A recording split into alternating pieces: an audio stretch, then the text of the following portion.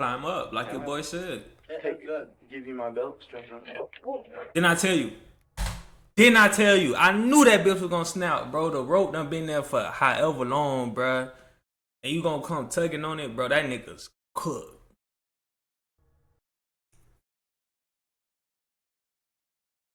YouTube! What's going on with y'all young niggas, man? Now look. Be consistent with this shit. Consistent Snoop in the build. And day 3, you feel me? As I can tell by the title, bro. We finna be reacting to 5 most disturbing cases of real found footage. Hey, it ain't no telling what we might get. We gonna get a little bit of this and a little bit of that. But look, if this your first time seeing me on your screen, go ahead, do me a favor, hit the subscribe button. Right next to the subscribe button, turn on the post notification. And if you feeling generous, my nigga, go ahead, hit the like button. Now look, we finna get right to this video, man. Let's see what we got cooking up today. A man named Martin discovered a mysterious package in his mailbox. Hey, I've been recording through OBS, so hopefully yesterday's video was a little laggy, you feel me? Hopefully today we straight. Hopefully we gon' see. Confused, he brought it inside and opened it up. Inside the package was a single item, a videotape with no label or note to explain its contents. Curious to see what was on it, he put it in his camcorder and pressed play. And the footage he found on it was shocking to say the least. It contained a nearly hour-long video of a man describing the violent things he was about to do. How he was going to lure his victims and the makeshift devices he was going to use. Ah man, this nigga evil. I'm not trained in torture methods, which is what I'm gonna have to make do. Am I tripping though, or don't he look like a psychopath? I might be tripping, but I don't think I'm tripping. That nigga do look psycho, gang. He the type that'll do some shit like this. Drill here. The reason why it's got this padding on it is just to try to silence it a bit, because I'm in an apartment. I got gags, socks, I got lots of duct tape. I got a soldering iron, sheets. Rather crude implements. Bro, this nigga got everything. What is he planning on doing, cuz? However, while the content itself was extremely grim, what disturbed Martin more was the fact that he personally knew the person on screen. This wasn't the manifesto of a serial killer planning to take innocent lives. Instead, it was the final message of Martin's close friend, Ricky Rodriguez, a man who was tormented by a cult from the moment he was born. He eventually managed to escape the cult and was now planning to take revenge on the people who did unspeakable things to him for all those years. He recorded this out. To be fair, bro, that's valid. I ain't gonna lie. I thought he was just on some nut shit. If you doing something to somebody that done did something to you, hey, valid crash outs in the chat, man. Hour-long video and mailed it to his few friends and family so they would find it and have all the answers about what he was about to do and why. Whoa. What's that? I just built a budgeting app in Base 44. Guys, Nina just built. I'm making this video, well, for many reasons, I guess. That boy look like Alex Pereira. Suppose the main reason is that I want there to be some record of the way I feel, my ideas, just who I was, really. Ricky's story began 30 years earlier on January 25, 1975, when he was born as the first child of Karen Alva Zerby. Karen was a member of a cult called the Children of God, which used Christian language to lure in young, impressionable minds, often teenagers, and molded them to its sick and perverse ideals. 2 years after Ricky's birth, he was adopted by the cult's leader, David Burke, who presented himself as the Chosen One. David changed the cult's name to The Family and declared Ricky to be a religious herald, granting him a special position in the organization. However, while he was treated like royalty by the other members on the surface, behind closed doors, Ricky was the victim of vile acts no child should ever have to endure. David not only encouraged these acts, but went as far as to write a whole book about everything he and his followers did to Ricky, called The Story of DeVito. This abuse continued for many years. But as Ricky got older, he became aware of David's lies and manipulation. Then, in 1999, he finally managed to escape the cult with his girlfriend Alexia Manuel by faking a visit to the cult's compound in Mexico and fleeing to the US instead. Reintegration into society after 24 years in an isolated cult was anything but simple. But Ricky somehow managed to pull through and secure a job as an electrician. He also married Alexia and later moved to Tucson, Arizona. August 27, 2000. Unfortunately, no matter how hard he tried to move forward, the nightmare he escaped continued to haunt him. David had passed away in 1994, and the cult was now under the supervision of Karen Zerby, Ricky's mother. And while the cult had managed to escape legal repercussions by mainly operating overseas, Ricky knew that there were still countless children suffering the same fate as him. So, in January of 2005, he decided enough was enough and took matters into his own hands. Which brings us back to the video he recorded and then mailed to a handful of close friends and his wife. In it, Ricky mentioned his ultimate goal, which was to bring down the cult all on his own. Beyond that, a part of this was also about getting revenge for everything that was done to him. There's this need that I have. This need, it's not a want, it's a need, and I wish it wasn't, but it is. It's a need for revenge. It's a need for justice. Because I can't go on like this. In this video, he also laid out his plan for accomplishing this goal. He'd apparently gotten in contact with his previous nanny, Angela Smith, who was among the group that tormented him during his time in the cult. He was going to invite her over for dinner at his apartment in Tucson and make her tell everything. Is it me, bro? Or all of them got that? All of them got them. All of them got a set of D's on them, man, for real. She knew about the other members' whereabouts by any means necessary. And that's exactly what he did. On January 8th, after mailing copies of his recording, he invited Angela into his home and proceeded with the plan. It's unclear what information he managed to extract from her before taking her life. He then got into his car and drove to Blythe, California. There, he rented a motel and called his wife to tell her about what he had done and what he was going to do next. However, despite the meticulous planning, Ricky ultimately couldn't follow through with the rest of his plan. On the morning of January 9th, authorities found his car in a parking lot just a few miles from the hotel he was staying at. Ricky was found inside the car as well, where he had taken his own life. And while this was tragic news for his loved ones, it was hardly surprising for his wife. You see, Ricky believed that killing the cultists would bring him peace, something he reiterated in his last video. I can imagine how I would feel, how liberating it would be. But that's not what happened. During his call with his wife, he confessed that despite his anger and resentment, killing Angela was the hardest thing he had ever done. Taking revenge didn't bring the comfort he was looking for. He couldn't bring himself to take any more lives and decided to end it all that night, leaving his friends and family with this hour-long video to remember him by. As for the family cult, it remains active to this day under the leadership of his mother. On October 4th, 2006, at approximately 6:15 a.m., the Barrie Police Department received a chilling call from a woman saying, "My children are dead," in a calm and quiet voice. The disconnect between her tone and the situation she was describing was extremely unsettling. When asked what happened, she replied, "I don't know, I don't remember." Police officers immediately rushed to the address she provided and knocked on the door of her apartment, bracing for what they might find. The door opened and they were greeted by 31-year-old Frances Elaine Campione. When the officers asked her about the children she mentioned on her call, she replied in the same disturbingly calm voice, stating, "Yes, they're dead. They're on my bed." As the officers entered the master bedroom, I bet, bro, if it's the cult leader or anybody in the cult, bro, I bet you she killed these kids for a ritual, bro. Watch this. he saw the remains of two little girls, 3-year-old Serena and 19-month-old Sophia, lying on the bed. Both were dressed in clean clothes and were also wearing necklaces and earrings. However, their skin was starting to turn blue, suggesting they might have been deceased for quite some time. One of the officers also noticed a small bruise on Sophia's forehead, and that was it. There was nothing else in the room that could have explained their deaths. But as the investigators looked through Elaine's apartment, they found a camcorder with footage that explained everything. The recording started on a wholesome note, showing Elaine surprising Serena with a new bike on her 3rd birthday on August 8th.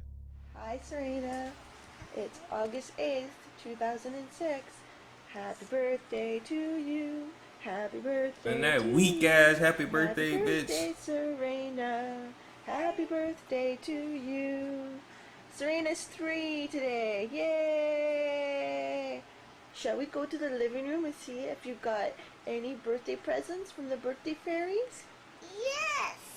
Okay, let's go. Innocent girl, bro. Innocent babies. I have to go.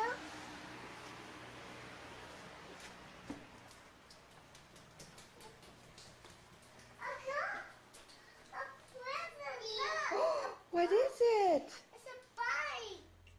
The next video also showed Elaine and her 2 daughters just hanging around and having fun. I love you. This much. Oh, I love you more than that. So far, everything looked quite normal. However, the third recording, dated October 2nd, was when things started to get weird. The tone of the recordings instantly changed as Elaine suddenly went on and on about their horrible living conditions and the torment her ex-husband Leo and his family had put her through, said all in front of her children. This is how easy it is to buy shares of properties on Insanity. Realbirds. You can scroll down to a property that you're interested You can't see through the camera, boo-boo. Oh, yes, this is a deplorable, horrible, messy, filthy apartment that supposedly my 2 children and I live in, and it's just a horrible, horrible mess. Yeah. I think Diego Campione. It don't look that bad though. She just got a little toys out and shit. Living conditions don't look bad at all. All I wanted to do was take care of my 2 little girls and live happily ever after the 3 years of physical, emotional, and mental abuse that I endured tremendously by Leonardo Campione, and then the past year from Anna and Diego Campione, the mental and emotional abuse, which wouldn't stop, and I had CAS keep bringing these 2 people into my life over and over again when I kept telling them the amount of mental and emotional abuse it was causing my 3-year-old daughter Serena and I and Sophia. It was horrible and uncalled for, and I want justice to my family for what they have all done to us. I cried out for help. They should have. Leo was apparently extremely abusive, both physically and mentally. He prevented her from contacting her parents and at one point even kicked her in her stomach while she was pregnant. This resulted in Leo getting charged with domestic violence and the 2 getting divorced. However, at the time of this recording, Leo was starting to turn things around and was engaged in a legal battle with Elaine over the custody of their daughters. This took an immense toll on Elaine's mental health. She was already quite unstable and had been to the psych ward twice in the past couple of years. But according to her mother, the custody battle caused her to lose it completely and developed severe paranoia. She became worried that Leo would one day show up. Hey, no, the kids down there look like twins though, fam. You can't lie. Second, after ending this recording at 8:39 p.m., Elaine did the unthinkable by taking the lives of her own daughters, then recording a haunting. Come on, man. You can't do that, bro. That shit crazy. Confession that investigators discovered on the same camera. Recording this because Leo and there. Are you happy? Everything is gone. You wouldn't give peace. You wouldn't tell the truth. I begged. You even had Stacy not believing me. I ain't buying that, bro. Hold on, let me make sure my OBS still right. Alright, y'all, just check the video, man. We good. Let me make sure we on the right scene right now. That should be the camera. Nah, that should be the right scene. Let me see. Alright, smooth. Had to make sure we was good. Alright, bet we back to it. I went to victim witness to get the truth. Trying, begging everyone the truth. How you Not saying I know what people be going through mentally, bro, but to me it don't be that serious, bro. To kill your kids, bro, it never that serious, man. beat me 3 years behind closed doors, beat me when I was pregnant with Serena and Sophia. You didn't care about our babies, you didn't care about me, you care about yourself. You wanted to win, you won. Are you happy? How does it make you feel? Man, bitch, go rot in the cell. It doesn't make me feel great. I've lost everything my whole life.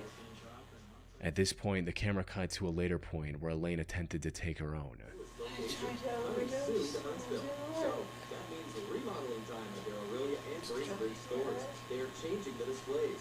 Now is the time to make a great deal on an Ontario-made Hydro Cool hot tub. In stock models, floor models, or custom orders, everything has a sale price. Pool Spa Sauna Showroom, making waves in Orillia, Bracebridge, and soon to be in Huntsville. You can also check them out on the web at poolspasaunashowroom.com. No, Wade you was did arrested that. on the spot and was later charged with murder, with the found footage in her home serving as crucial evidence against her. She was ultimately sentenced to life in prison with the possibility of parole after 25 years. Lock up. No parole. Fuck it. This game, Real shit. No parole. you're not ready for it.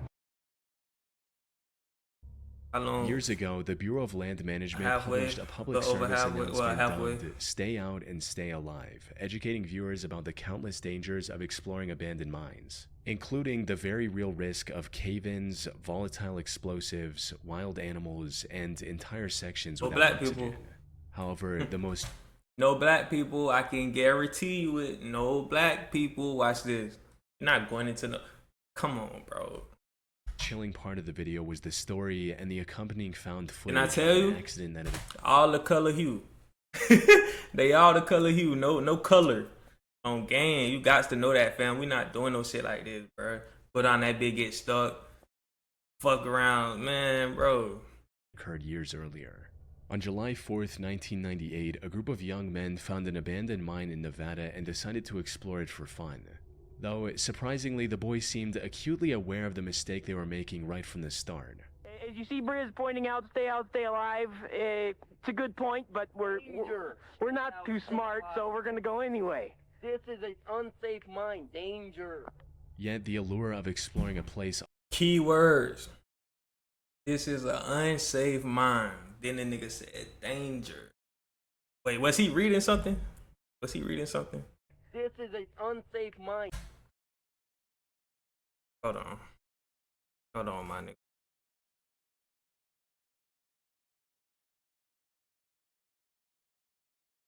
Are you telling me, gang? Read this shit? Fuck it. So you read this shit and you said, fuck it, my nigga. Whatever happened to you, you deserve it. Real nigga shit. Danger. Yet, the allure of exploring a place untouched for decades was too tempting for them to ignore. However, the deeper they went into the mine, the more dangerous it became, with the boys walking over sketchy wooden bridges to continue their journey. They even found signs of the mine caving in, but chose to ignore those signs just to venture deeper. If you look at all this, there's lots of rocks and stuff that have fallen from the ceiling, which indicates that probably a good idea to be walking this way. And, Well, they've already shit. fallen, so they're not gonna fall again. well, there's more to fall still. An important thing to keep in mind is that these weren't professionals with prior experience of safely exploring abandoned mines. This was just a group of boys looking to do something cool and film the adventure. They could have easily plunged to their deaths down a 1,000-foot mine shaft or gotten lost in the miles-long maze of tunnels, which started looking more and more likely as time went on. Yeah, we gotta remember where we're... Okay, we got out here. Who painted these X's and stuff? Grant. What do they mean? Dead ends and stuff. Okay, they're all got an X on. We can go this way. That one's got an X. But it's also got that. What does the diamond mean? Where's that go? Goes down. So you're dead? Ooh, that's not a little. Well, it'd be kind of hard if you slipped and fell. You could catch yourself before you actually fell down there. Not if panic set in and you scream like a little girl. Toxic gases and radioactive elements could have also caused serious health issues down the line, if not immediately. Fortunately, they somehow managed to avoid all of these dangers and make their way fairly deep into the mine. But then they came across something that could have ended all of their lives in one fell swoop. Got them pipes. Oh, wow. We have to climb that? Yeah, don't everybody get up.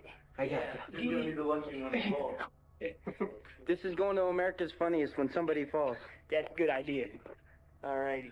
Oh, that's on the table. Don't touch I hope that. the ropes. While crossing a sketchy section of the mine, one of the boys noticed a rope dangling down from one of the wooden beams and immediately became curious about whatever was down there. It's down to the main shaft. Wow, so we're climbing down this rope. Yeah. How far down? How are we getting out of it? Climbing up it. I see. They had little rope climbing experience between them. However, they didn't I'm let talking that about- stop them. He said that shit like that shit just gonna be smooth, huh? That boy say, how we gonna get down there? We climb down. How we gonna get up? Climb up it. We gonna climb up a rope. I guarantee this rope gonna snap, bro. Them from accomplishing their desires. The guy named Adam decided to be the first one to descend, resulting in this. How far down does it go? All the way down to that lattice you were saying now? We're Like a good 30 feet. Where am I gonna hook this I'll go camera? first. I am. About 300 feet. You don't like to break out. You don't like to... Put it like he's doing it into your mouth. That. It's all like this. Is it off now? No, it's okay. How am I gonna get this thing down there? Yeah, but how am I gonna get back up? Climb up, like your boy said. Hey, good. Give you my belt. Straighten up. Didn't I tell you? Didn't I tell you? I knew that bitch was gonna snap, bro. The rope done been there for however long, bro. And you gonna come tugging on it, bro. That nigga's cooked. Adam! Oh! Adam! Oh! I said that shit. Adam! Oh, God. Oh God, somebody help. Adam! No, The rope climb your ass Adam chose back to up. trust was Adam? completely worn and gave way shortly after putting his weight on it. This caused him to plunge 65 feet down a dark mine shaft and lose consciousness. Luckily, none of the damage he took on his way down was immediately lethal. He was still breathing. You lucky, His boy. You friends supposed were to able be to out find of an here. exit and contact the authorities, who eventually rescued Adam after an hours-long rescue mission. Ultimately, them escaping the mine without any casualties was nothing short of a miracle. The mine shaft could have easily been over 100 feet deep, or Adam could have just as easily hit his head on the surrounding wall. Both of these scenarios would have resulted in I'm his talking death. about, look how it What's snapped. even worse Like, it's is like that the whole group he could had have no gotten stranded in chance. the shaft if the rope broke when the last person was going down. With no way to contact the outside world, the group would have likely died of starvation. Fortunately, they were able to walk away from this terrifying experience with just a few broken bones along with cuts and scratches. That nigga need to be praying, boy, for real.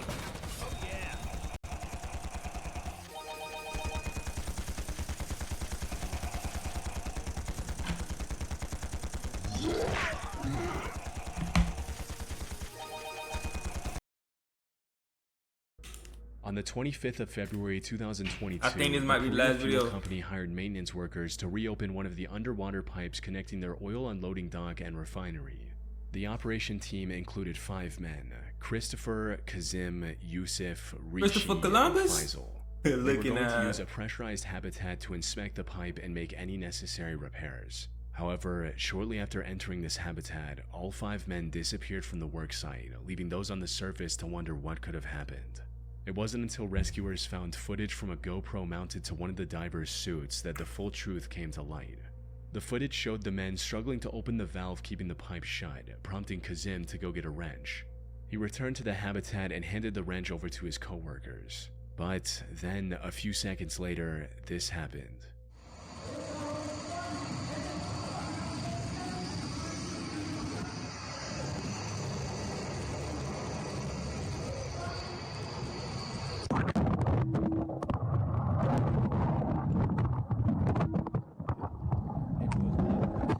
What the fuck? What's going on?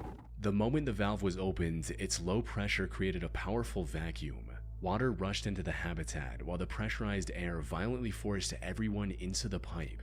All 5 of the men were forced into the 30-inch wide pipe, faster than they could blink.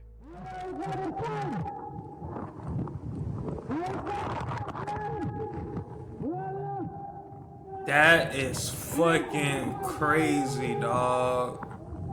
After tumbling through the metal pipe at violent speeds for a minute and a half, they came to a stop at a section containing a small air pocket, just enough to keep them alive, allowing them a brief moment to find their bearings and assess the gravity of their situation.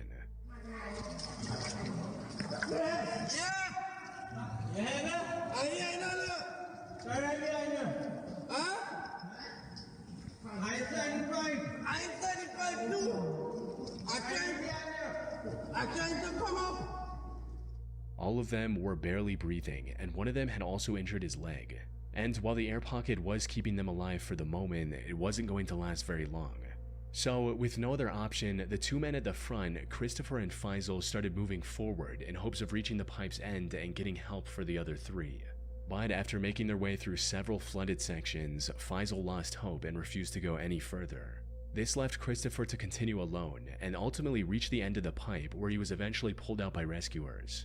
Unfortunately, the same did not happen for his 4 co-workers. Damn, buddy ass should have kept The rescue going. efforts were slim to none. Damn, he was eventually almost leaving there, all 4 bro. to die in that cramped metal tube. The company's CEO later defended this decision, stating that a rescue mission would have only endangered more lives. The incident sparked widespread outrage and even forced the regional government to launch an inquiry into how such a disaster was allowed to happen in the first place. But, as is the case with countless similar incidents, nothing much came of it, despite the numerous hearings. The other 4 divers were left for dead. That said, the Trinidad government did announce a compensation of $1 million for each of their families, as well as Christopher, in April 2025. Oh, we probably got one more video, huh? On April 28, 2000, this might be the last one. Instructor Yuri Lipsky I wasn't decided even to reach keeping the count depths for of the real. Blue Hole in Dahab, Egypt. This was a risky plan from the get-go, since the Blue Hole is widely regarded as the deadliest diving site in the world, with as many as 200 fatalities in recent years. To make matters worse, before his dive, Yuri asked a local technical diver to accompany him on his journey. All of them rejected him, since the preparations for this risky of a dive took as long as a week. Yet Yuri wanted to go in just 2 days, no matter what. Even after every instructor refused to support his plan, instead of backing out, Yuri made the worst mistake of his life and chose to go through with it alone. He started the dive around noon and quickly disappeared into the depths of the ocean. However, many hours passed and there was no sign of Yuri anywhere. His concern— I ain't gonna lie, Yuri, you a soldier, fam.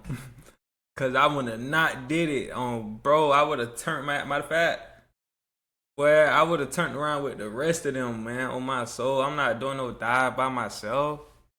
Especially in the danger zone, over 200 people done died here. No, boy, you a soldier. Real. mother enlisted the help of a local technical diver named Tariq Omar, who immediately set out to rescue her son. Unfortunately, by the time he found Yuri, it was already too late. Tariq discovered Yuri's lifeless body floating near the floor of the Blue Hole. The next day, he returned with the necessary equipment to bring Yuri's body back to the surface and got to work. But as he was about to take Yuri back, he noticed that Yuri's diving camera was lying nearby. So he grabbed that as well and began ascending. This camera had captured the final moments of Yuri in haunting detail.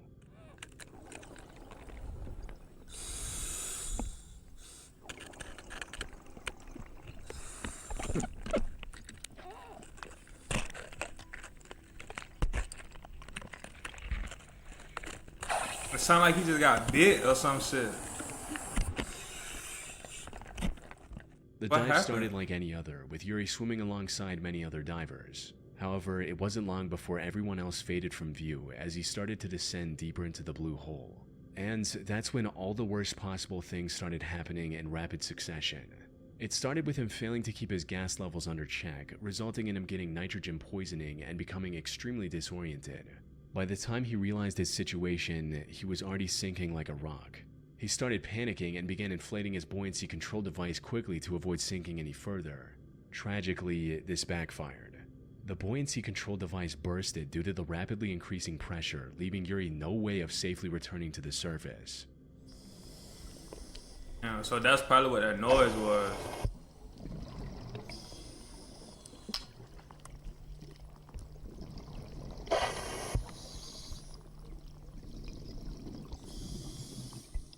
The increasing depth exacerbates the symptoms of nitrogen poisoning as well, and it wasn't long before his camera captured the horrific sounds of him struggling to breathe, ending with him sinking to the 377 feet or 115 meters deep sea floor and passing away.